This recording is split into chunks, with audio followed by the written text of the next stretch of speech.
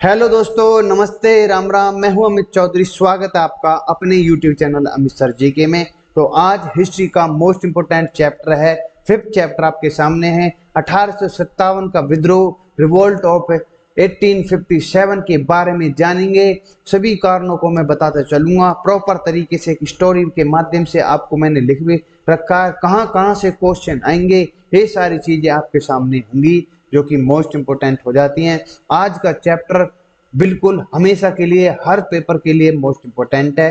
ठीक है, इसमें से मैंने कम से कम 20 से 22 क्वेश्चन तो पहले ही दे दिए हैं। बाद में जो मैं निकालूंगा इनमें से क्वेश्चन, वो आपके मुनाफे के हैं। ठीक है, तो सीधा चलते हैं अपने कंटेंट के पास। तो जानेंगे हम आज जो कि मोस्ट इंपोर्टेंट चैप्टर है हमारा, और इसके सभी टॉपिक एक तरीका से इंपॉर्टेंट है। नीतियां और लोग, ये चीज जानेंगे। मुगल शासन खत्म करने की योजना, ये चीज जानेंगे।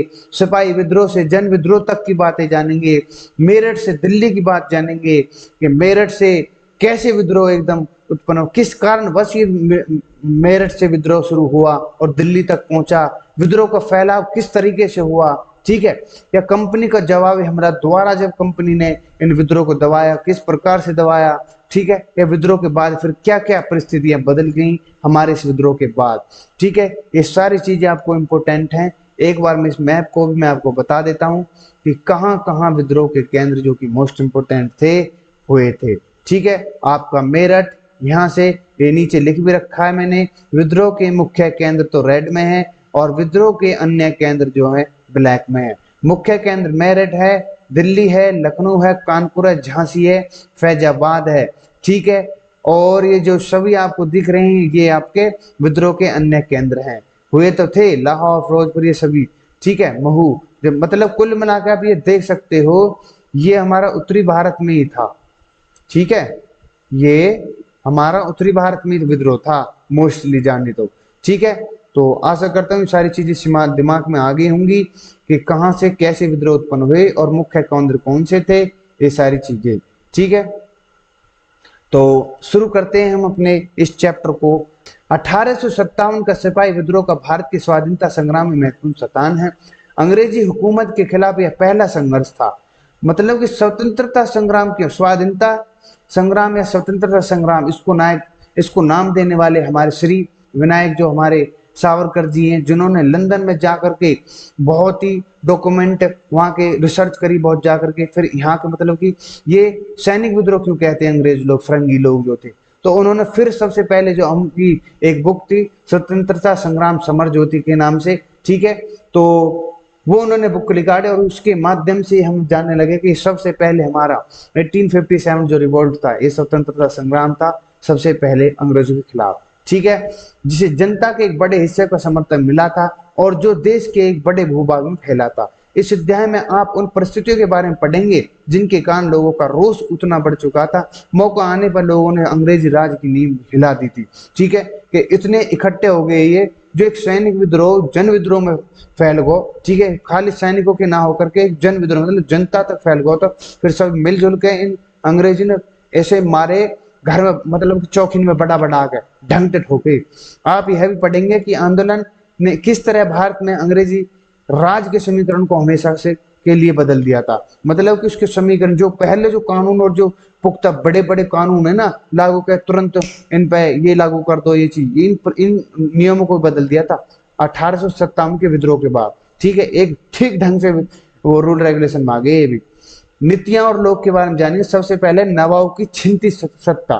ठीक है, सबसे पहले जो नवाब बने, जो अपने आप में वो उनकी जो सत्ता थी, मतलब जो अपने प्रशासन अपने क्षेत्र में राज करे, एक कुछ भी राजकुमार के रूप में लगा लो या नवाब के रूप में लगा लो या राजा के रूप में जो भी बने, उनकी सत्ता छीनने लगी थी। कौन छीनने लगा? ये फिरंगी लोग। तो इस चीज से वे चिढ़ने लगे। कौन? नवाब। तो पढ़ते हैं 18वीं सदी के मध्य से ही नवाब और राजाओं की सत्ता कम होने लगी थी। अब उन्हें पहले की तरह सत्ता और सम्मान मिलता था। अंग्रेजों ने कई राजाओं के दरबार में अपने रेजिडेंट तैनात कर दिए। इनकी रेजिडेंट मतलब उनको कोई नवाब नहीं है, कोई राजा नहीं है, यहाँ में रेजिडेंट शुरू करो, अपना अपना प्रशासन शुरू करो यहाँ से। मतलब अंग्रेजों को देख ले कितनी तगड़ी हिम्मत थी, ताकि उनके काम काज में दखल डाल सके वो। किनके में? नवाबों के में। भारतीय राजाओं की आजादी कम कर दी गई और उनकी सेनाओं को भंग कर दिया गया। धीरे धीरे करके कंपनी ने उनके इलाकों पर राजस्व अधिकार की छीन लिया गया। ठीक है, धीरे धीरे ही तो किया इन्होंने, एकदम से कोई नहीं करता। राजनीतिक मतलब इनके दिमाग को तो यही तो कि धीरे धीरे मारा ये सब है राजनीतिक खेल से, दिमाग के चतुर दिमाग को। शासक परिवार द्वारा पढ़ा लिखा हो ना वर्ग, चक्कर यू हो सबसे पहले कुछ ही भारत के कुछ ही शिक्षित वर्ग जो लोग है उन्होंने सहारा दिया हमारे भारत में। मतलब जो 1857 की जो क्रांति, उसमें शिक्षित वर्ग तो बिल्कुल 1% भी ना हो। ठीक है, अगर वे शिक्षित वर्ग जो था, अगर भारत के इस स्वतंत्रता संग्राम में सहयोग कर देते ना, तो अपने दिमाग के हिसाब से इन लोगों ने चला देते। ठीक है, पर क्या करें, उनने सहारा न दिया बेचारे ने। इनने अपने, इनकी भी अपनी मजबूरी, सब चीज मैं बताऊंगा, राजान की, कोई भी हो, किसानन की, चाहे सैनिक हो, किस सबका अपनी अपनी मजबूरी थी, फिर इकट्ठे हुए और फिर ये विद्रोह हुआ। ठीक है, शासक परिवार द्वारा असफल मोल भाव क्या है? कई राज परिवार ने अपने हितों की रक्षा के लिए कंपनी से मोल भाव भी किया, लेकिन असफल रही। इसे समझने के लिए रानी लक्ष्मीबाई का उदाहरण ले रहे हैं अब हम। ठीक है, अपने पति की मृत्यु के बाद वे चाहती थी कि उनकी दत्तक पुत्र, जो उसका गोद लिया हुआ पुत्र था, किसका, रानी लक्ष्मीबाई, उनके राज्य का उत्तराधिकारी मान लिया जाए। इस तरह नाना साहब के दत्तक पुत्र पेशवा बाजीराव को द्वितीय, पेशवा आपने सुना होगा, बाजीराव द्वितीय जो थे, पेशवा की मृत्यु के बाद उनकी पेंशन उनके घर वालों को मिले। ठीक है, लेकिन कंपनी ने उनकी मांगों को ठुकरा दिया था। ठीक है, ठुकरा रही थी ये अब क्रांति से पहले की बात है, बाद की बात नहीं है। अवध पर कब्जा कैसे किया, किसने किया? 1801 में अवध पर सहायक संधि हुई। ठीक है, और मतलब जबरदस्ती थोपी गई। ठीक है, सहायक संधि उन्होंने युवक के अवध में जो राजा हो, जो सम्राट हो, मतलब जो कोई भी शासक हो, तो वहां पे ब्लेम ठोक दियो कि तो गलत कर रहा हो, लोगों की गैर अत्याचार कर रहा हो लोगन, किसने, अंग्रेजन ने। ठीक है, फिर इन्होंने सहायक संधि बनाई, अपने आप ही रूल। फिर 1856 में अवध को पूरी तरह से कब्जे में ले लिया गया। कंपनी ने बताया कि प्रजा को नवाब के कुशासन से मुफ्ती करने के लिए ऐसा जरूरी था। मतलब कि उन्होंने ऐसा ब्लेम ठोक दिया कि नवाब के द्वारा कुशासन कराया जा रहा हो, कोई भी लोग, मजदूर, किसान, इन सब पर कुशासन, एक बुरा अत्याचार किया जा रहा हो, लेकिन अंग्रेज नहीं कर रहे इस चीजें। ये देख रहे हो, अवध को छीनने के लिए मेन कारण था। ठीक है, अवध की राजधानी कौन सी थी उस समय, इन कमेंट बता सकते हो मुझे। मुगल शासन खत्म करने की योजना कैसे हुई? जो मुगलों को जो परंपरा चल रही है, राजा जो मतलब शासक है, जो दिल्ली में बैठा है, और राजा, जैसे कि आपने पढ़ा है, बाबर है, अकबर है, हुमायूं हो, औरंगजेब हो, पर उनको ये वंशज हो, मुगल शासन को खत्म करने के लिए योजना, उनको ही खत्म करना चाह रहे हैं। कौन? अंग्रेज। मुगल राजवंश के शासन को खत्म करने की योजना पर कंपनी पूरा काम कर रही थी। कंपनी ने सिक्कों पर से मुगल बादशाह के नाम को हटा दिया। जो गवर्नर जनरल डलहौजी हो, 1849 में घोषणा कराया कि बहादुर शाह जफर, मतलब कि लास्ट वो था, कौन? मुगल बादशाह। ठीक है, के बाद राज परिवार को लाल किले से बाहर निकाल दिया जाएगा, जो कि उसके वंशज की जमाई हुई है। उन्हें दिल्ली से में कहीं और रहने के लिए जगह दे दी जाएगी। गवर्नर जनरल कैनिंग ने, ये मोस्ट इंपोर्टेंट है, 1856 में फैसला लिया कि बहादुर शाह जफर आखिरी मुगल बादशाह होंगे। उनकी मृत्यु के बाद उनके वंशजों को राजाओं और जैसी मान्यता नहीं मिलेगी, बल्कि उन्हें केवल राजकुमार कहा जाएगा। बस ये देख लो कितनी चतुराई इनमें। किसान जो कि इतने दिनों से 250 साल इन्होंने राज किया मुगलन ने, उसके अंतिम देख लो कैसे छोड़, कैसा आगा उनको, कैसे जीवन कर दिया इन फिरंगीन ने। किसानों और सिपाही एक तरफ तो ये हो गए छो, उधर मैंने बता दिया पीछे जो थे आपकी, जो लक्ष्मीबाई है, पेशवा जी की, जो नाना साहब जी हैं, ये सारे छो हो गए। फिर अवध के राजा छो हो गए।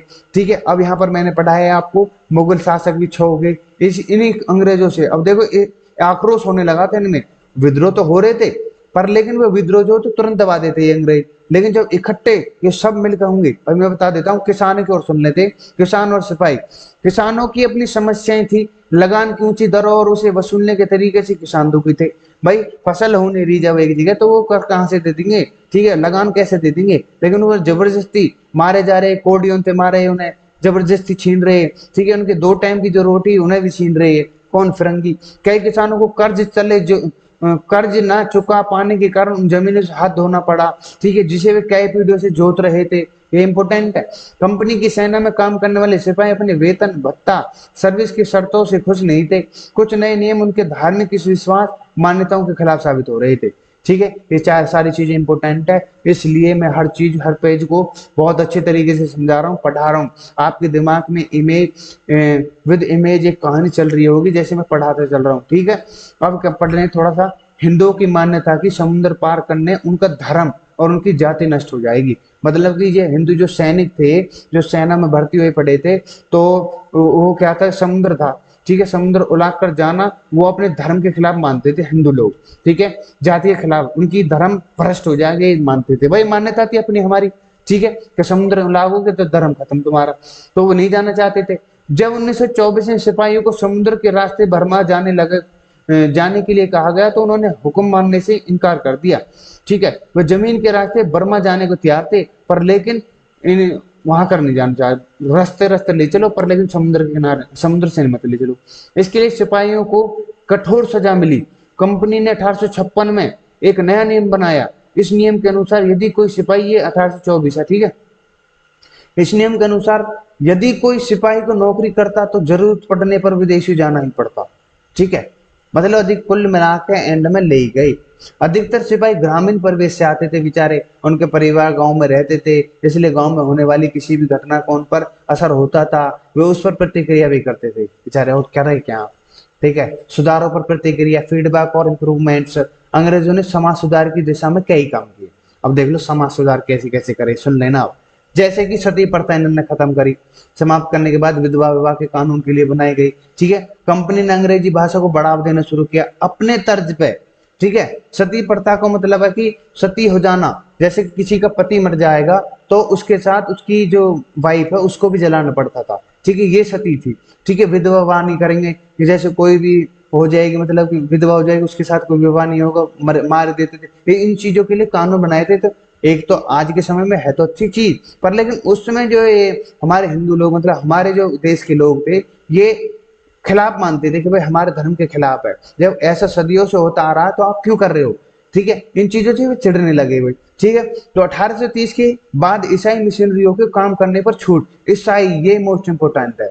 ठीक है, 1830 में ईसाई मशीनरी आ गए। ईसाई मशीनरी मतलब ये कन्वर्ट करते थे हिंदू को, मुसलमान को ईसाई में। ठीक है, ये ईसाई लोग। ठीक है, और पूरी तरह छूट दी गई उन्हें, जो कि बाहर से यूरोपीय जो आए, उन्हें जमीन संपत्ति खरीदने का अधिकार भी दिया गया। किनको? ईसाइयों को। ठीक है, 1850 में कानून बना जिसके मुताबिक कोई भारतीय यदि ईसाई धर्म स्वीकार कर लेता है तब भी उसे अपने पुरखों की संपत्ति से हाथ धोना नहीं पड़ेगा। ठीक है, ईसाई में कन्वर्ट हो और फिर जब जो तुम्हारी संपत्ति है उसमें कोई आपको दखल अंदाजी नहीं करेगा, आपकी जमीन आपके हाथ में। बताओ, हिंदू है, मुसलमान है, सिख है, कोई भी था, वो अगर ईसाई में कन्वर्ट होता है तो उसकी जमीन रहेगी, नहीं तो वरना जमीन छिनेगी छिनेगी। इस समय इस नियम के किसी व्यक्ति के लिए ईसाई धर्म को कबूलना आसान हो गया। भारत के लोगों को यह लगने लगा था कि अंग्रेज यहाँ की धार्मिक विचारधारा, सामाजिक रिवाजों को बदल रहे, जैसे मैंने बताया, जीने के पारंपरिक तरीकों को नष्ट करने की कोशिश कर रहे थे। लेकिन कुछ ऐसे विचारक भी थे, सामाजिक कुरीतियों को खत्म करना चाहते थे वो। ठीक है, सिपाही विद्रोह से जन विद्रोह तक कैसे फैला। ठीक है, एक सिपाही में जो विद्रोह हुआ वो जनता तक कैसे फैला, इस सारी चीजें इसमें जानेंगे अब हम। ठीक है, अंग्रेजों ने इस सिपाही विद्रोह का नाम दिया है, जो 1857 की जो क्रांति हुई है, फरंगियों ने, बेवड़ों ने इसे एक सिपाही विद्रोह कहा। वो कैसे? शुरू में यह एक सिपाही विद्रोह था, लेकिन जल्दी इसने एक जन विद्रोह के रूप में ले लिया। 1857 के मई महीने में ये 10 मई से शुरू होता है। क्या ये विद्रोह मई महीने में होने वाली, जो कि मई चल रही है। विद्रोह ने भारत में कंपनी की नींव हिला कर रख दी। मेरठ के कैंट से शुरू होने वाली सिपाही विद्रोह जल्द ही उत्तरी और मध्य भारत के एक बड़े भूभाग में फैल गया और समाज के विभिन्न वर्गों में लोगों के विद्रोह से वे बड़े उठ खड़े हुए थे। ठीक है, कई इतिहासकारों का मानना है कि 19वीं सदी में उपनिवेशवाद के खिलाफ पूरी दुनिया में यह सबसे बड़ा सशस्त्र बगावत थी। ठीक है, जब जनता बगावत करने लगे हैं ना, तो असली रूप यही हुआ है। विद्रोह तो देखे होंगे, पर ऐसा विद्रोह, इतना तगड़ा विद्रोह हुआ इनको कि इनकी नींव इंग्लैंड तक की रानी, जो वाटे में रानी ना, जो रानी बने, वो भी हिला दी। ठीक है, इन्होंने विद्रोह नहीं होना हमारे देश के अंदर। मेरठ से दिल्ली तक कैसे विद्रोह पहुंचा, ये चीज जानेंगे। सबसे पहले जान लेते हैं हमारे क्रांतिकारी मंगल पांडे के बारे में। ठीक है। मंगल पांडे एक युवा सिपाही थे जो बैरकपुर के कैंट में तैनात थे। बैरकपुर कहाँ, पश्चिम बंगाल की तरफ, ठीक है। उस पर अपने अफसरों पर हमला करने का आरोप लगाया गया। उस अपराध के लिए मंगल पांडे को 29 मार्च 1857 में फांसी दे दी गई। मतलब कि थोड़ा गड़बड़ है यहाँ पर, आई थिंक 28 मार्च को ने अफसरों मंगल पांडे जी ने अफसरों को मारा, ठीक है। 8 अप्रैल को 9 दिन में यहाँ फांसी दे दी। देख ला, ये मतलब लोगों के भीतर भय बनाना चाह रहे, कोई भी ऐसा करेगा तो उनको डरे वो अंग्रेजों से। ये देख लो, उस घटना के कुछ दिनों के भीतर मेरठ के एक रेजिमेंट के सिपाहियों ने एक ड्रिल के दौरान नए कारतूस का इस्तेमाल करने से इनकार कर दिया। ये जैसे कि एक गन है, ये गन है आपकी, और हाँ, अब जैसे कि यहाँ से लेके यहाँ तक बारूद भरना हुआ में सबसे पहले, और फिर बुलेट लगानी। जब ये दबावे तो जब जाके छूटे। पहले बारूद भरने, इस बारूद के लिए एक पैकेट अलग लटकाना पड़ता था इन्हें, ठीक है। उस पैकेट को खिलाकर फिर इसमें बारूद भरा जावे, फिर बुलेट लगावे, फिर गोली छूटे। मतलब पहले कारण ये है, ठीक है। इससे प्रॉब्लम आ गई। फिर कुछ समय बाद ऐसी टेक्निक लाई फरंगी, तो उन्होंने क्या करा कि छोटे से पहले बारूद पैकेट, उसमें बारूद था, फिर बुलेट भी उसमें फिट हो जाती थी, तो बारूद और बुलेट तुरंत फिट हो जावे। अब जो भी फिट हुई, यही कारण तो था। यहाँ जो फिट होने का कारण ये था कि उनमें जो ये जो बताया ना, गाय और सुअर की चर्बी लगाएगी, वो चिपकाए किससे जावे, जो बारूद हो वो यही इसी चर्बी से चिपकाए जावे। जो बारूद और बुलेट है इसी से चिपकाई जाकर आगे से, ठीक है। आशा करता हूँ समझ में आ रही होगी। तो ये दांत से काटनी पड़ती थी, यहाँ से काट करके जब बुलेट में जब ये फिट होती थी, ठीक है, बंदूक बारूद दोनों चीज। तो यही मेन कारण था कि वो दांत से काटते थे इस दुनालियों जो भी पिस्टल को, ये ड्रिल जो थी, ठीक है मेरे भाई। तो आशा करते हैं समझ में आ गई, मेन कारण तो ये था, ठीक है। जब इन्हें पता लगी कि भाई इसमें तो गाय और सुअर, गाय तो हिंदुओं के खिलाफ होगी, ठीक है, सुअर जो कि उनको, वो अपने धर्म को मानते नहीं है, सुअर का नाम वाम जैसे भी उनका सिस्टम है मुसलमानों को, ठीक है। तो इन दोनों को एकदम छो आगे, मतलब दोनों हिंदू मुसलमान दोनों भड़क गए आपस में, मतलब इनके खिलाफ भड़क गए। अब क्या होता है कि जिससे हिंदू और मुसलमान दोनों भड़क गए थे, हुक्म मानने से इनकार करने के कारण उन सैनिकों में, जब उन्होंने मना कर दिया हम ये चीज नहीं चलाएंगे, ये बंदूक नहीं चलाएंगे क्योंकि गाय और सुअर की चर्बी इसमें मिली हुई है इस बंदूक में, तो इसी कारण उन्होंने मना कर दिया। फिर हुक्म मानने के कारण 85, जो कि 90 सैनिक थे वे टोटल, 90 में से 85 सिपाहियों को नौकरी से निकाल दिया गया और 10 वर्ष की जेल भेज दिया गया, ठीक है। यह घटना 9 मई 1857 की थी, ठीक है, एक दिन पहले विद्रोह की। तो एक ये आसपास की है, 1-2 दिन की पहले की बात है। विद्रोह तो होता है 10 मई 1857 से, उससे पहले ये सभी इकट्ठे होकर के जब विद्रोह करेंगे। अब मैं अलग अलग प्रतिक्रिया में, अलग अलग पेज में अलग चीज बताते चल रहा हूं मैं आपको, ठीक है। मंगल पांडे की बताई, फिर उसके सैनिकों की बताई मैंने, ठीक है। उससे पहले आपको मैंने राजा महाराजाओं की बताई, शासकों की बताई, रानी लक्ष्मीबाई की, किसान की, सैनिकों की, ठीक है। ये सारी चीजें मैंने आपको बता चुका हूं। और अब पढ़ते हैं प्रतिक्रिया क्या है, रिएक्शन क्या था। मेरठ के बाकी सिपाहियों ने बड़े ही जबरदस्त तरीके से प्रतिक्रिया की। 10 मई को सिपाही जेल पहुंचे। सिपाही कहाँ, जेल कौन सी जेल, जहां पर वो 85 सिपाही जेल में थे, ठीक है। और कैद सिपाही को आजाद करा दिया। उन्होंने अंग्रेजी अफसरों पर हमला किया, उन्हें मार दिया, ठीक है, वहीं के वहीं खत्म कर दिए वे। सिपाहियों ने बंदूक और हथियारों पर कब्जा कर लिया। कौन सी सिपाही, जो ये 85 जो सिपाही है वे, और जो मेरठ से जो गए थे लोग इकट्ठा होकर के, ठीक है, क्रांतिकारी के रूप में, ठीक है, उन्होंने अंग्रेजी के मकान और संपत्तियों को आग के हवाले कर दिया, आग लगा दी उन्होंने। उन्होंने फरंगी के खिलाफ युद्ध की घोषणा कर दी, और अंग्रेजी को फरंगी कहा जाता था उस समय, ठीक है। पूछ लेगा कि अंग्रेजों को क्या कहा जाता था, फरंगी कहा जाता था। अब नए नेता के बारे में जान लेते हैं कि मेरठ में हंगामा मचने के बाद सैनिकों ने वहां से दिल्ली के लिए कूच कर दिया। अगली सुबह दिल्ली पहुंच गए वो, ठीक है, कौन, वही 85 और जनता, ठीक है। जब दिल्ली के रेजिमेंट तक यह खबर पहुंची तो उन्होंने भी विद्रोह शुरू कर दिया। सिपाही लाल किले के पास जमा हो गए। लाल किले जो है ना, जब आप गए होगे तो उसके लाल किले के चारों तरफ जमा हो गए सैनिक बेचारे, ठीक है।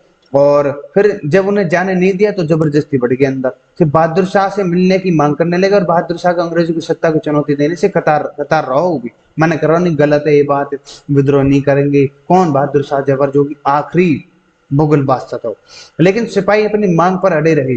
भाई कैसी मान जा, इन अंग्रेजों ने, फरंगी ने भगा, और तू हमारा मैन जैसे शासक रहे पहले, तुम्हारे वंशज उसी तरीके से चलाओ देश है।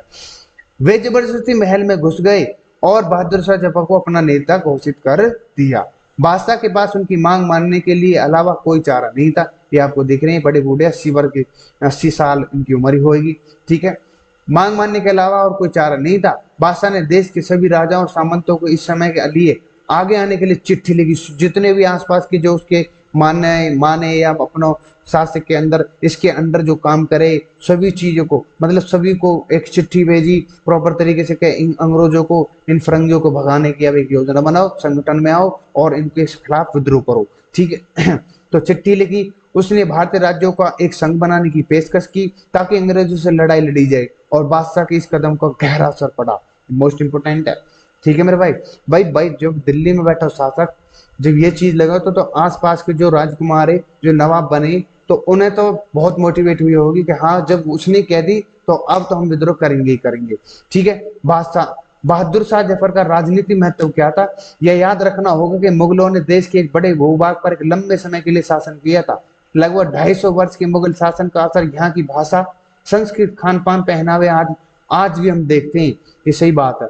अधिकतर छोटे राज और सामंत मुगलों के नाम पर ही शासन चला रहे थे उस समय। उन्हें उम्मीद थी कि यदि मुगल शासक को किसी तरह से दोबारा सत्ता मिल गई तो फिर वे बैराटोक अपना शासन चलाने लगेंगी। ठीक है, अंग्रेजों ने शुरू से में मेरठ के विद्रोह से हल्के में ले लिया था। अब यही तो हो कि मेरठ में जो विद्रोह उन्होंने हल्के में ले लिया है, 2-4 दिन में खत्म हो जाएगा। लेकिन विद्रोह को समर्थन देने के बाद बहादुर शाह जफर के फैसले ने परिस्थितियों में नाटकीय परिवर्तन कर दिया। लोगों को उम्मीद की एक किरण दिखाई देने लगी। जब भाई इतने बड़े बहादुर शाह, मतलब मुगल वाले वंशज ने, एक ने राजा जो दिल्ली पे बैठा शासक है, वहां ने इजाजत दे दी, तो अब तो हम विद्रोह करेंगे ही करेंगे। ठीक है, विद्रोह का फैलाना देख लेते हैं। धीरे धीरे यह विद्रोह देश के अन्य हिस्सों में फैल गया। जैसे कि मैंने स्टार्टिंग में बताया, फिर मैं बता दूंगा, आएगा मैं फिर मैं बताऊंगा कहाँ कहाँ। कई रेजिमेंट ने विद्रोह कर दिया। दिल्ली, कानपुर, लखनऊ जैसे केंद्र बिंदुओं पर इकट्ठे होने लगे। गांव और शहरों के लोगों ने विद्रोह शुरू कर दिया और स्थानीय नेताओं, जमींदारों, सामंतों को समर्थन देने लगे। स्थानीय नेता, जमींदार, सामंतों के लिए यह अपनी सत्ता हासिल करने का सुनहरा मौका था। भाई कैसे ही अंग्रेज ने भगा, फिर हम पे आ जाएगी बगावत। ठीक है, बागडोर सारी। अब नाना साहेब के बारे में पढ़ लेते हैं, थोड़ा मोस्ट इंपोर्टेंट है। सभी के पास जब चिट्ठी भेजी है, अब सब अपने अपना रुत अपनाने लगे हैं। ठीक है, तो नाना साहब ने सैनिकों को इकट्ठा कर दिया और कानपुर से अंग्रेजी छावनी को बाहर निकाल दिया। उन्होंने अपने आप को मुगल बादशाह का गवर्नर घोषित कर दिया। मुगल बादशाह कौन? बहादुर शाह जफर। ये आपके नाना साहब है, हमारे भी। ब्रिटिश कद्र कौन है? ये अपने आप को लखनऊ का नवाब घोषित कर दिया गया। बहादुर शाह की अधीनता स्वीकार कर ली। वह नवाब वाजिद अली शाह का बेटे थे। कौन ये? ठीक है, उनकी मां बेगम हजरत महल ने अंग्रेजों के खिलाफ विद्रोह को हवा देने की सक्रिय काम किया। बहुत तगड़ी युगी। ठीक है, झांसी की रानी लक्ष्मीबाई विद्रोह सिपाहियों के साथ खड़ी हो गई। भाई वहां मौका मिल रहा। रानी लक्ष्मीबाई बताया ना मैंने, जैसे कि देतक पुत्र था, मतलब उस गोद लिया हुआ पुत्र जो था, वो एक्सेप्ट नहीं कर रहे थे कि मेरे मरने के बाद या उसके जो बाप मर गया था तो सारी जमीन जायदाद इस बेटे के नाम करो। वो अंग्रेज चाहते ही नहीं थे। ठीक है, इन्होंने इसी कारणवश मैंने पिछले चैप्टर में बताया आपको, कई इन्होंने वहां के प्रांत जीत लिए थे। ठीक है, मैंने उसमें पिछले चैप्टर में आपको बताया, सारे नाम बताए कि ये वंश के अनुसार जिस पर लड़का है जो कुछ भी नहीं था, जिसका बेटा नहीं था, तो उसकी सारी जमीन अंग्रेजों के नाम हो जाए, अंग्रेजी ईस्ट इंडिया कंपनी के अधीन हो जाती थी। ये सारी चीजें मैंने बताई, वही चीज है रानी लक्ष्मीबाई के आगे। ठीक है, नाना साहब भी यही है। ठीक है, जनरल तात्या टोपे के साथ अंग्रेजी के खिलाफ लड़ने लगे थे। ये हमारी रानी लक्ष्मीबाई है। ठीक है, विद्रोह का फैलाव कैसे हुआ? अंग्रेजी की तुलना में विद्रोह की संख्या बहुत बड़ी थी। अब एक बात मैं बताऊं, जैसे कि विद्रोह करने वाले थे टोटल जैसे 7 है। ठीक है, तो इसमें थे 6:1। तो ये तो थे विद्रोह करने वाले हमारे भारत के, और ये अंग्रेज इतनी संख्या में, और इन्हें मारते क्यों ना, ये ढंग से ठोके ये। ठीक है, पर क्या करें, वो ये शिक्षित वर्ग नहीं था। इन पर किस दिमाग से, किस तरीके से ये मारने अंग्रेज, इनको ऊपर सलाह देने वाला कोई नहीं था। लेकिन पावर के हौसला होता है ना, जुनून, उसके साथ लड़ रहे थे, बस कैसे इसको भगाया जाए। पर लेकिन ये फिर अपने दिमाग से चतुराई करके राज कर जाएंगे। अभी मैं बता देता हूँ, अंग्रेज को कई लड़ाई में मुंह की खानी पड़ी। लोगों के लगने लगा कि अंग्रेज राज खत्म होने वाला था। इसी उत्साह में लोग विद्रोह का साथ देने लगे। अवध के क्षेत्र में जन विद्रोह सबसे अधिक हुआ था। ठीक है, देख लो आप। नेक्स्ट स्लाइड, नए नेताओं को उदय, राइज ऑफ न्यू लीडर्स। विद्रोह के दौरान कई नेता ऊपर उठ कर आए। ठीक है, जो छुपा रुस्तम हो ना, कहे भाई हम यहाँ के राजा, चुप चुप राजा ही, मतलब राजा के नवाब ऐसा, या अपने आप पे कुछ समझे, नए नेता समझे। ठीक है, जैसे कि फैजाबाद में अहमदुल्ला शाह जो है, अहमदुल्ला जी, ये मौलवी थे, उन्होंने भविष्यवाणी की अंग्रेजों का राज अब अंत नहीं घटा है, बिल्कुल अंत नहीं घटा उनका। ठीक है, उन्हें लोगों का बड़ा समर्थन मिला हुआ था, वे अंग्रेजों से लड़ने के लिए लखनऊ पहुंच गए। ठीक है, दिल्ली में गोरे लोगों का सफाया करने के उद्देश्य से वहां बड़ी संख्या में गाजी जो धार्मिक योद्धा थे पहुंच गए, और बरेली के बख्त खान नाम का एक सिपाही ने एक बड़ी टुकड़ी की कमान अपने हाथ में ले ली, और बिहार के एक बूढ़े जमींदार थे जिनका नाम कुंवर सिंह था। ये मोस्ट इंपोर्टेंट है, पूछ लेगा बिहार से कौन लड़ा है, कानपुर से कौन लड़ा है, लखनऊ से कौन लड़ा है, झांसी से कौन लड़ा है, ये इंपोर्टेंट है, सभी चीज में आपको दिमाग में रखनी है, पॉइंट वाइज हर चीज को नोट करते रहना। ठीक है, क्वेश्चन में मैंने दे रखे हैं, पर लेकिन आपको नोट भी तो करना है किस जगह तक क्यों लड़े थे, किस कारणवश, ये सारी चीज मैंने आपको बताई है। कुंवर सिंह ने कई महीनों तक अंग्रेजों से लड़ाई जारी रखी। ठीक है, बड़े बूढ़े ये भी खूब, लेकिन जुनून जो जोश होता है। ठीक है, कंपनी का जवाबी हमला अब देखो, अब ये कंपनी जो है थक चुकी है, लड़ लड़ कर हर जगह हार चुकी है। अब ये जो हो रहे हैं ना, ये इसमें हथियार है, समुद्र से लाए गए यूरोप से। ठीक है, बड़े बड़े हथियार है और लाद कर ले जा रहे हैं, बम गोला मतलब जो भी कुछ है अधिक मात्रा में लाद कर ले जा रहे हैं। और अभी मैं आपको बता देता हूँ क्या क्या चीजें हैं। कंपनी ने उस विद्रोह को कुचलने के लिए अपनी पूरी ताकत झोंकने का फैसला ले लिया। इंग्लैंड से और सेना बुलाई गई, विद्रोहियों को सजा देने के लिए नए नियम बनाए गए। ठीक है, उसके बाद कंपनी ने विद्रोह के केंद्र को धावा बोलना शुरू कर दिया, और 1857 के सितंबर में दिल्ली पर फिर से कंपनी का कब्जा कर लिया गया। ठीक है, फिर से कब्जा कर लिया गया, इतना तगड़ा दिमाग में। आखिर मुगल बादशाह की गिरफ्तारी हो गई, बहादुर शाह जफर को गिरफ्तार कर लिया गया जो मुगल वंश थे, उसके बेटों को उसके सामने गोली मार दी गई। बहादुर शाह जफर पर मुकदमा हुआ, उसे आजीवन कैद की सजा सुनाई गई, और 1858 के अक्टूबर में बहादुर शाह जफर और बेगम जीनत महल के रंगून जेल में भेज दिया गया। 1862 में नवंबर को रंगून की जेल में आखिरकार मुगल बादशाह अपनी आखिरी सांस ले गई। ठीक है, ये तो ठीक है, इन्हीं मारे पर, लेकिन अंग्रेजों ने इनकी आगे इनके बेटों को खत्म कर दिया था, मतलब इनका वंश खत्म कर दिया था, किनका, मुगलों का। और ये आखिरी में इनकी पत्नी और ये खुद रंगून जेल भेज दिए गए, और आखिरी सांस 1862 में इनकी आखिरी सांस थी, नवंबर में इनकी मृत्यु हुई। ठीक है, ये क्या हो रही है, ये कश्मीरी गेट है, कश्मीरी गेट। ठीक है, अंग्रेजी टुकड़ी दिल्ली में घुसने के लिए कश्मीरी गेट को बारूद से उड़ा देती हैं। ठीक है, ये क्योंकि इससे पहले विद्रोह जो हुआ था मैंने बता दिया आपको, तो जब ये अंग्रेजी टुकड़ी यूरोप में अधिक मात्रा में सैनिक बुलाए गई, ठीक है, तो सबसे पहले दिल्ली पे इन्होंने बम गोला फेंके और फिर विद्रोह किया, मतलब वही है, राज करने शुरू किया।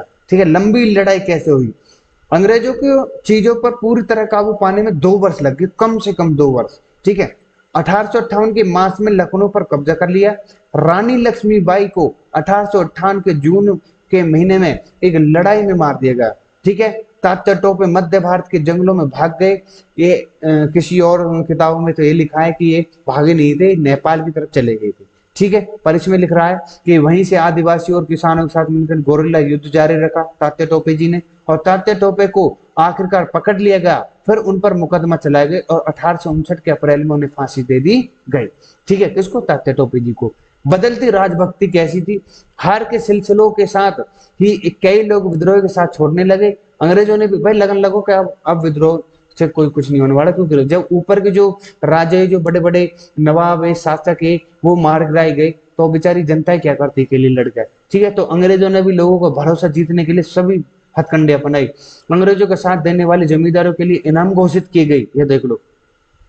ऐसे जमींदारों को उनकी जमीन पर उनके पुराने अधिकार बहाल कर दिए गए, और विद्रोहियों से कहा गया यदि भी अंग्रेज के पास समर्पण करते हैं तो उन्हें सुरक्षा मिलेगी और उनके अधिकार भी मिलेंगे। उसमें केवल एक शर्त थी कि किसी न किसी गोरे की हत्या न की हो किसी ने भी। ठीक है, ये देख लो, सैकड़ों सिपाही, विद्रोही, नवाबों और राजाओं को फांसी दी गई उस समय।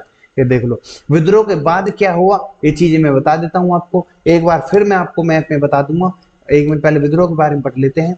ठीक है, 1859 के अंत तक अंग्रेज इस देश पर दोबारा नियंत्रण करने में कामयाब हो गए। 1857 से चली हुई जो विद्रोह की हुई लड़ाई, 1859 तक विद्रोह झेलते रहे, लेकिन बदलती हुई परिस्थितियों में वे अपनी पुरानी नीतियों के हिसाब से शासन करने की स्थिति में नहीं थे। इसलिए अंग्रेजी ने कई बदलाव शुरू किए, जिनमें से कुछ नीचे दिए गए हैं। ब्रिटिश पार्लियामेंट ने 1858 में एक नया एक्ट पास किया ब्रिटिश पार्लियामेंट, वहां जो संसद थी, पार्लियामेंट था, वहां पर एक रानी के द्वारा, जो वहां की रानी थी जिसके अंडर में बहुत सारे देश उसके अंदर जो कॉलोनी में बसाए हुए थे, उस एक्ट ने ईस्ट इंडिया कंपनी से सत्ता छीन ली और ब्रिटिश क्राउन के हाथ में दे दी। ठीक है, ब्रिटिश क्राउन मतलब कि अब भारत एक कॉलोनी के रूप में था और ब्रिटिश की जो रानी थी उसके अंडर सीधी बागडोर चलने वाले थे अपने भारत के अंदर। ठीक है, ये इंपॉर्टेंट हो जाता है, क्यों? क्योंकि अब तक जो ईस्ट इंडिया कंपनी अपने हक में, अपने हित में लड़ रही और अपने अंडर में किसी भी प्रकार से अत्याचार करो, किसी भी प्रकार से किसानों, मजदूरों, चाहे वो नवाब हो, चाहे कोई भी राजा हो, सब पर अत्याचार कर रही थी एक तरफ से। ठीक है, वो चीज, सारी चीज खत्म होने लगेगी, पर लेकिन कुछ समय तक ही ये चीज स्थित रहेंगे, फिर ऐसा ही करने लगेंगे। लेकिन अब क्राउन करेगा, मतलब सीधा ब्रिटिश से रूल आएंगे और सीधा वही करवाएंगे। अब ईस्ट इंडिया कंपनी का कोई मतलब नहीं है, ये तो एक व्यापार करेगी बस, इतना ही है इसी में। ठीक है, तो इतनी तो कर दी कि ईस्ट इंडिया कंपनी खत्म कर दी सत्ता। ठीक है, ये बहुत ही अधिक मात्रा में अत्याचार कर रहे हैं हमारे भारत के सभी लोगों पर। यानी अब ब्रिटिश सरकार सीधे तौर पर भारत की सत्ता के लिए जिम्मेदार थी। ठीक है, अब सीधी ब्रिटिश सरकार के हाथ में थी बागडोर। भारतीय मामलों में बेहतर और जिम्मेदार तरीके से देखभाल करने के लिए ऐसा किया गया, ब्रिटिश कैबिनेट एक सदस्य को भारत के सेक्रेटरी ऑफ स्टेट बनाया गया। अब भारत की तरफ से भी सेक्रेटरी स्टेट बनने लगी। ठीक है, उसे भारत के शासन की हर बात की जिम्मेदारी दी गई। किसको? सेक्रेटरी ऑफ स्टेट को। उसके कामकाज में मदद के लिए उसे एक काउंसिल दी गई, परिषद दी गई, जिसका नाम इंडिया काउंसिल था, भारतीय परिषद। गवर्नर जनरल के टाइम, यहाँ से क्वेश्चन पूछ लेगा, इंडिया काउंसिल या भारतीय परिषद की शुरुआत कब हुई, विद्रोह के बाद हुई, विद्रोह से पहले हुई, ये सारी चीजें इंपोर्टेंट है।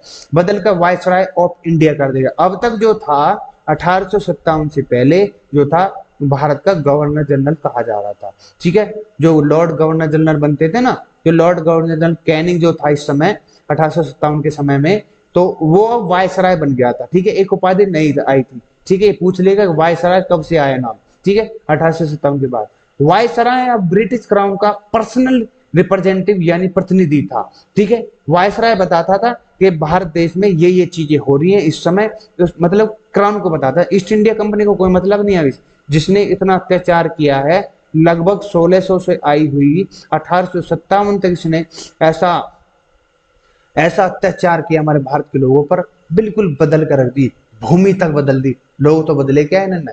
हर राजा और नवाब को यह भरोसा दिया गया कि भविष्य में कभी भी उसके इलाके पर कब्जा नहीं किया जाएगा। वे अपने उत्तराधिकारियों, जिनमें दत्तक पुत्र भी शामिल थे, को अपना राज सौंपने के लिए स्वतंत्र थी। इससे बड़ी चीज क्या होती? जो ईस्ट इंडिया कंपनी वालों ने अब तक ये भी बोल दिया कि जिसका कोई वंश नहीं है, उसकी जो जमीन है, जायदाद, वो सब हम अपने अंडर ले लेंगे। वो चीज अब खुद क्राउन कह रही है कि अब सब अपने, जो आपने गोद भी लिया है बच्चा, चाहे आपकी बेटी है, बेटा कोई भी है, सबको दी जाएगी। ठीक है, अब हमारे अंडर नहीं चलेगी वो जमीन। ये बहुत बड़ी उपलब्धि है। ठीक है, लेकिन उन्हें ब्रिटिश महारानी की अधीनता के स्वीकार करना था किसी प्रकार से। भारतीय राजाओं को ब्रिटिश क्राउन के अधीन अपना ही राज चलाना था। ठीक है, इंपॉर्टेंट है सारी चीजें। कोई भी राजा हो, सीधा कोई भी दिक्कत हो, पहले उसको वायसराय को बोला, वायसराय सीधा क्राउन पे जाएगा, ब्रिटिश सरकार पार्लियामेंट में। भारतीय सेना में भारतीय सिपाहियों की संख्या को कम करने और यूरोपीय सिपाहियों की संख्या को बढ़ाने का फैसला लिया गया। अवध, बिहार, मध्य भारत, दक्षिण भारत में सैनिकों को बहाल में करने से फैसला लिया गया। उसके बदले में गोरखा, सिख और पठान सैनिकों को बहाल करने का फैसला लिया गया। बहाल करने का मतलब है कि इन सैनिकों को अपने जो अंग्रेजी फरंगी जो थे, उनकी जो सेना थी, वो सिर्फ इन्हीं जातियों से गोरखा को लेती थी, सिख को लेती थी, पठान को लेती थी। ठीक है, और किसी जाति को नहीं लेती थी ये फरंगी लोग। ठीक है, और मुसलमान को शक की निगाह से देखा जाता था उस समय। ठीक है, कि मुसलमान कभी भी दंगे कर सकें। ठीक है, बड़े पैमाने पर उनकी संपत्ति जब्त कर ली गई। किसकी? मुसलमानों की। अंग्रेजों ने स्थानीय धार्मिक और सामाजिक मान्यताओं को, रिवाजों को सम्मान देने का निर्णय लिया। यही बहुत बड़ी उपलब्धि थी। जमींदारों के अधिकारों की रक्षा के लिए नीतियां बनाएगी। सारी चीजें एक तरफ से, सब जो उन्होंने चाहा था, भारतीय विद्रोह ने जिस कारण से विद्रोह हुआ था, जिस कारण वश सारी चीज का सॉल्यूशन इस विद्रोह के बाद मिल चुका है, और आफ्टर क्राउन के हाथ में जाने के बाद। ठीक है, अगर ईस्ट इंडिया कंपनी सत्ता चलाती तो इनमें से एक भी चीज नहीं मिलती। ठीक है, वो इतने खूंखार है, उन्हें तो अपने से मतलब था। ठीक है, पहले अपना पेट भरते थे, फिर देश का भरते थे। वो ईस्ट इंडिया कंपनी के अंदर इतना बड़ा लालच बसा हुआ था। ठीक है, तो आशा करता हूं आज की इस रिवोल्ट के समझे होगे तुम। ठीक है, ये 8th क्लास के बेस के ऊपर मैंने समझाई है। ठीक है, कि जानो के इसने तो बहुत कुछ छुपा दिया है, बहुत कुछ नहीं बताया, क्योंकि अभी 8th क्लास चल रही है, तो उसी बेसिक के लेवल पर मैंने समझाई आपको। ठीक है, आशा करता हूँ उससे बेहतर तरीके से मैंने समझाई आपको। ठीक है, इस रिवोल्ट को, इस क्रांति को, जो कि एक स्वतंत्रता संग्राम, प्रथम स्वतंत्रता संग्राम कहा है, किसने? सावरकर जी ने। ठीक है, ये सारी चीजें इंपॉर्टेंट है। तो अब हम क्वेश्चन लगा लेते हैं जो कि मोस्ट इंपोर्टेंट है, कम से कम 20 से 22 क्वेश्चन आपके सामने रखेंगे। फर्स्ट क्वेश्चन आपके सामने है, बहादुर शाह जफर द्वितीय की मौत कब हुई थी? 1862 में हुई थी, जैसे मैंने आपको बताया। तो ये क्यों हुई थी, कैसे हुई थी, सारी चीज मैंने बता चुका हूँ। ठीक है, किस कारणवश हुई थी? अवध पर सहायक संधि कब थोपेगी? 1801 में। बाकी 1799 से गलत हो जाते हैं, ये भी गलत है, तो इसका सी आंसर है, इसका आपका बी आंसर है। ठीक है, अवध को अंग्रेजी राज्य में मिलाने वाला व्यक्ति कौन हो? लॉर्ड डलहौजी। तो इसको कार्नवालिस को मत कराना, ना कर्जन ना क्लाइव। ठीक है, नेक्स्ट क्वेश्चन आपके सामने, बहादुर शाह जफर के अंतिम मुगल शाह होने की घोषणा लॉर्ड कैनिंग ने बोली, या लॉर्ड डलहौजी ने बोली, या बाजीराव द्वितीय ने बोली, या उपरोक्त सभी? तो वो आपके कैनिंग ने बोली है, घोषणा की है 1856 में। आगे दिया हुआ है मैंने। कंपनी के सैनिकों के लिए समुद्र पार जाने वाले संबंधित कानून कब पास हुआ? ये 1856 में पास हुआ था। मैं बता दूं कि 1856 में पास, जो 1856 में पास हुआ था। हाँ, बिल्कुल बिल्कुल। तो वही था, जो मतलब कि जो हिंदू सैनिक थे, अपने इधर के सैनिक थे, मतलब जो कंपनी के। और एक चीज और मैं बता दूं, जो फरंगी लोगों की जो सेना थी, ठीक है, जो सेना थी इसमें, तो इसमें क्या होता था कि हमारे जो भारत के सैनिक थे, वो सिर्फ एक सूबेदार तक ही पोस्ट को ग्रहण कर पाते थे, उसके ऊपर नहीं कभी भी किसी को दिया इन्होंने पोस्ट। ठीक है, सिर्फ सूबेदार तक सीमित। और दूसरी बात, ये आपके सामने बोल रहा है कि कंपनी के सैनिकों के लिए समुद्र पार जाने के संबंधित कानून कब बनाया गया, जो कि वो नहीं चाहते थे कि हम समुद्र उल्लंघन कर जाएं, अपने धर्म के खिलाफ जाएं, अपनी जाति के खिलाफ जाएं। ठीक है, ये अपने रूल रेगुलेशन थे अपने भारत के, ठीक है, अपने धर्म से। ठीक है, तो इन्होंने इसके लिए भी कानून बना दिया था। वो कब बनाया था? 1856 में। 1857 के विद्रोह की शुरुआत 10 मई को हुई थी। ठीक है, 10 मई से। ठीक है, और जुलाई तक तो बहुत कंट्रोल कर दिया इन्होंने, मई जून जुलाई। ठीक है, अंग्रेजन ने, वो तो एक लंबे समय तक कहीं के विद्रोह होते रहे, छोटे मोटे। ठीक है, अंग्रेजी शासन के विरुद्ध पहला भारी विद्रोह कब हुआ? 1856 में, 1857 में, 1920, 1809। तो डी है। ठीक है, 1857 में भारी विद्रोह हुआ। 1857 के विद्रोह में निम्न को देश का बादशाह घोषित किया गया था। नाना साहिब को, वाजिद अली, बहादुर शाह जफर को किया था। ठीक है, 18वीं सदी के मध्य से ही किन की ताकत छिनने लगी थी? बता सकता कोई? 18वीं सदी के मध्य से ही किन की ताकत छिनने लगी? राजाओं, नवाबों की, नेताओं की, सैनिकों की, या इनमें से कोई नहीं? तो वो आपका इज द राइट आंसर हो जाता है। गवर्नर जनरल कैनिंग ने फैसला कब किया कि बहादुर शाह जफर आखिरी मुगल बादशाह होंगे? उसके बाद उसके जो वंशज है वो सिर्फ राजकुमार और लाल किले से बाहर कर दिए जाएंगे। ये 1856 में बोला था लॉर्ड कैनिंग ने। ठीक है, लॉर्ड गवर्नर जनरल था 1857 तक, जब तक विद्रोह था। उसके बाद वायसराय की पोस्ट आई, फिर उसको लॉर्ड गवर्नर जनरल को खत्म कर दिया, उसको वायसराय पोस्ट किया। ठीक है, वायसराय नाम दिया गया। ठीक है, ये पूछ लेगा आपसे, सबसे पहले विद्रोह किसने किया? सेना ने, राजाओं ने, आम जनता ने, नेताओं ने। ये इंपॉर्टेंट है, सेनाओं ने।